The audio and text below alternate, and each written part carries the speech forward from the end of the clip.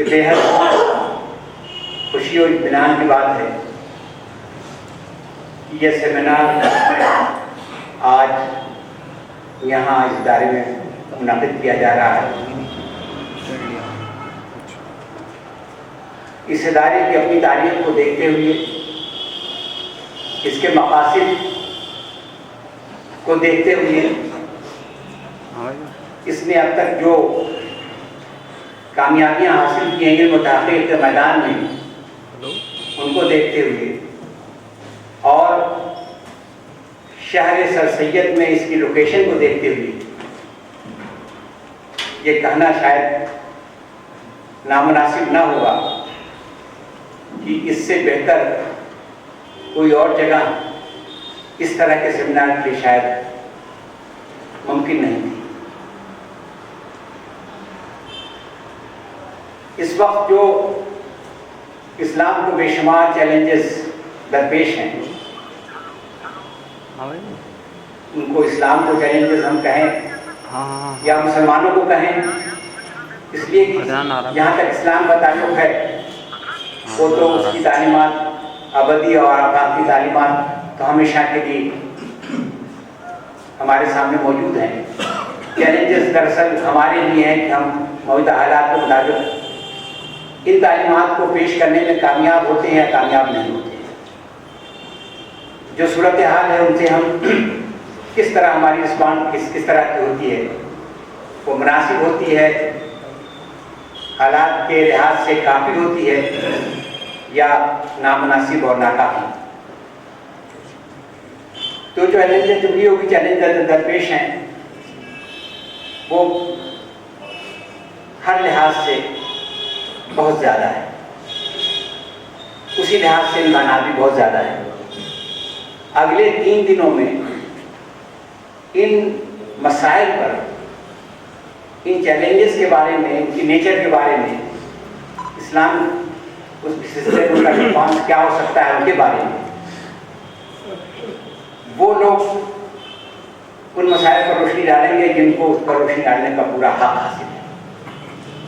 جنہوں نے عمر کا ایک اچھا حصہ ان مسائل پر غور و فکر میں گزارا ہے اور ان کے مضمرات سے پوری طرح واقف ہیں، ان کے تقاضوں سے واقف ہیں، وقت کی ضرورتوں سے واقف ہیں، وقت کی رفتار سے واقف ہیں۔ تو مستقبل میں کیا پیش آنے والا ہے اور مستقبل کے لیے ہماری رسپانس، اسلام کی رسپانس کیا ہو سکتی ہے، اس کے بارے میں مجھے یقین ہے کہ اگلے 3 دنوں میں جو مقالات پڑھے جائیں گے ان سے ہم کو روشنی ملے گی، ان سے ان کو ایک راستہ ملے گا، ان سے آگے کے کام کے لیے خطوط کار ہمارے سامنے آئیں گے، اور امید پوری یہی ہے کہ انشاءاللہ ہم جب سیمینار کے بعد یہاں سے نکلیں گے تو ہماری معلومات میں، ہمارے ویژن میں، ہمارے فہم میں بہت اضافہ ہو چکا ہوگا اور مسائل کو ہم بہتر طور پر ادراک بھی کر سکیں گے اور اس سلسلے میں کیا کیا جانا ہے اس کے بارے میں ہمارے ذہن میں شاید ایک لاہ عمل بھی ہوگا۔ اس لیے میں اس بارے میں کچھ زیادہ عرض کرنے کی ضرورت نہ سمجھتا ہوں، نہ اپنے کو اس کے لیے اہل سمجھتا ہوں۔ البتہ اتنی بات میں ضرور عرض کروں گا کہ میں تاریخ کے ایک طالب علم کی حیثیت سے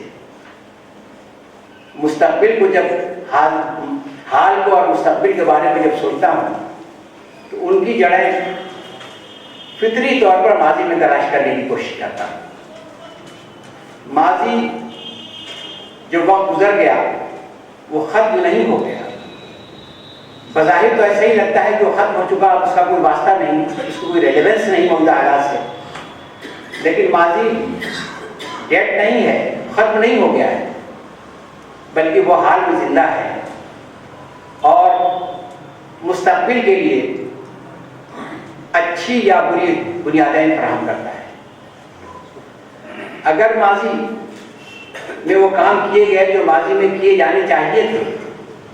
تو حال بھی بہتر ہوگا اور مستقبل کے لیے پائیدار اور مضبوط بنیادیں بھی میسر ہوں۔ اور اگر ماضی میں وہ کام نہیں کیے گئے جو کیے جانے چاہیے تھے، تو حال کی پشیمانی کا ایک واسطہ ہوگا، حال میں بھی پشیمانی کا واسطہ ہوگا، ایک ملبہ ہوگا ہمارے سامنے ماضی کا، اور اس پر نواخوانی ہمارا مقدر ہوگی، اور مستقبل کے لیے ہمارے پاس کوئی بہت مضبوط بنیادیں نہیں ملیں گی۔ اس نسبت سے جب غور کیا جائے تو بہت ساری تفصیلات ہیں، بہت ساری باتیں ہیں جو عرض کی جا سکتی ہیں، ان کا موقع نہیں، لیکن میں صرف ایک چھوٹی سی بات اس موقع پر عرض کروں گا، اور وہ یہ ہے کہ جب صدیوں پہلے اس خطۂ ارض میں جہاں اس وقت یہاں موجود ہیں شمالی ہندوستان میں، جمنا کے کنارے ہمارے قافلے اترے تھے، تو ہمارے سامنے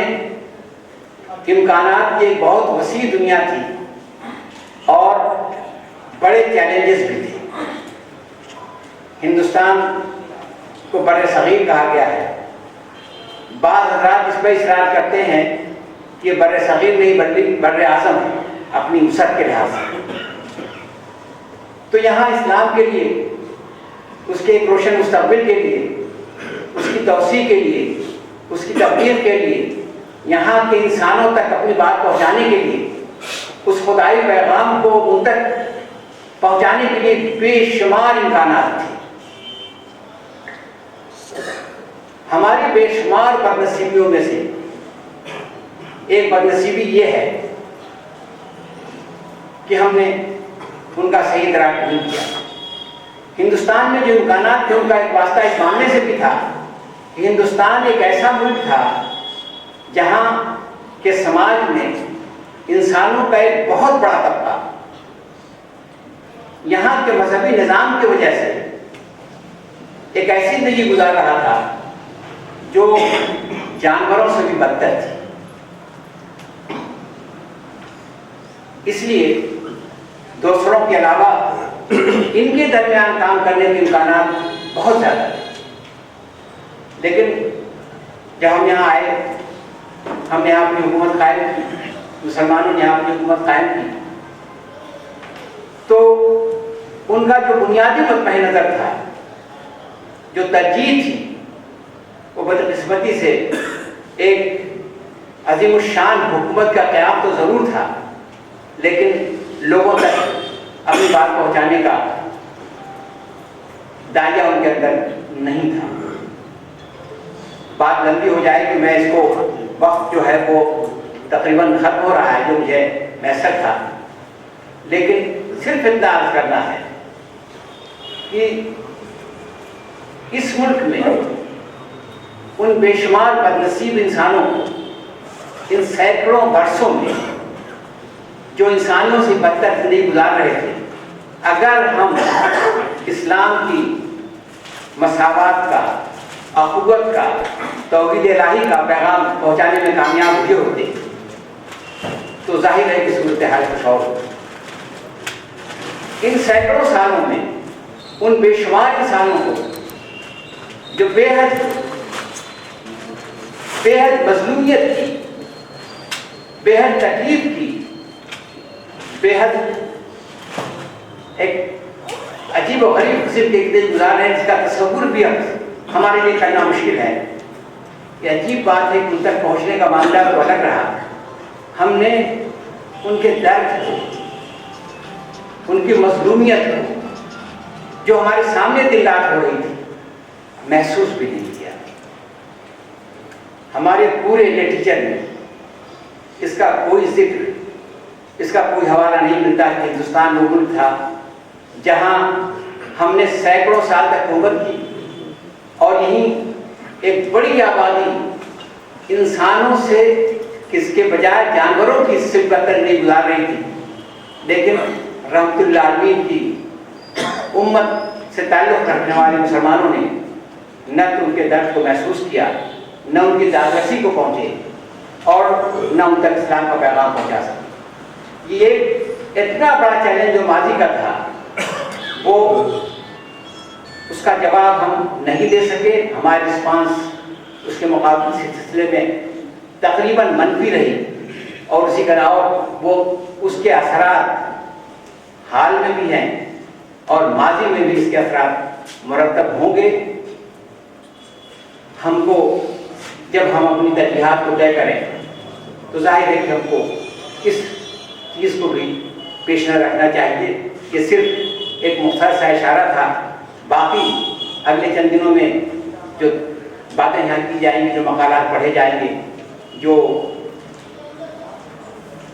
ان چیلنجز کے سلسلے میں جو باتیں ہوں گی، وہ ابھی مجھے یقین ہے کہ ابھی جناب امیر جماعت کا جو کلیدی خطبہ ہوگا ان بہت بنیادی مسائل سے تعارف کیا جائے گا اور ان کے بارے میں وہ باتیں کہی جائیں گی جس سے ہم کو روشنی ملے گی. میں ایک بار پھر آپ سب کا تہہ دل سے استقبال کرتا ہوں اور مجھے یقین ہے کہ انشاءاللہ ایک اچھا ایک کامیاب سیمینار ہوگا اور اس سے ہم سب اس مقصد کو تقویت ملے گی جس کے لیے ہم یہاں جمع ہوئے ہیں. اور انشاءاللہ مستقبل کے جو چیلنجز ہیں ان کا مقابلہ کرنے کے لیے ہم بہتر طور پر تیار ہو کر کے یہاں سے نکلیں گے. وآخر دعوانا الحمدللہ رب العالمین.